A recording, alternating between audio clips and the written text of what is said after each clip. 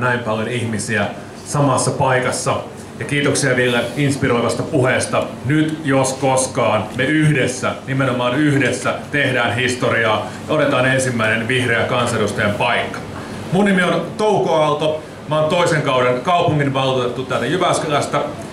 Työskentelen kansanedustajan avustajana ja toimin ton Villen oikeana kätenä eikä puolueen varapuheenjohtajana ja maakunnallisesti Keski-Suomen maakuntahallituksessa toimien. Mulle tärkeimpiä teemoja näissä vaaleissa on rakentaa kestävän talouden ja työllisyyden tiekartta. Ville puhuu tuossa noin ja lähipäivinä tulette kuulemaan vähän lisää aiheesta, eli vuoteen 2020 mennessä 200 000 uutta työpaikkaa. Toinen keskeinen teema on toimivat arjen hyvinvointipalvelut, jotta jokaisella suomalaisella ihmisellä olisi aina lompakon paksuudesta, postinumerosta riippumatta aina yhdenvertaiset terveyspalvelut.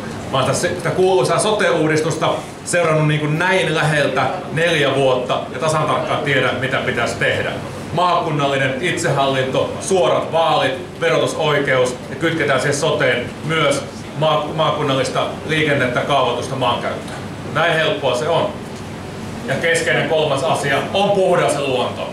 Se mitä tapahtuu Keuruun Rautovuoressa, valtio hakkaa omia arvometsiään ja samaan aikaan käyttää kallista rahaa siihen, että ostaa pieniä metsätilkkuja. Ei ole mitään järkeä.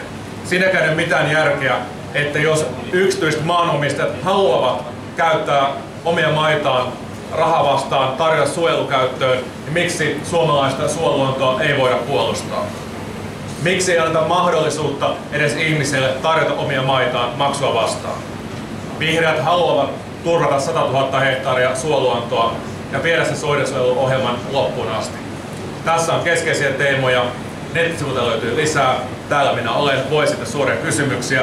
Mutta jotta kaikki ehtivät sanoa omat teemansa, en puhu tässä vaiheessa tämän enempää. Nyt jos koskaan, me yhdessä!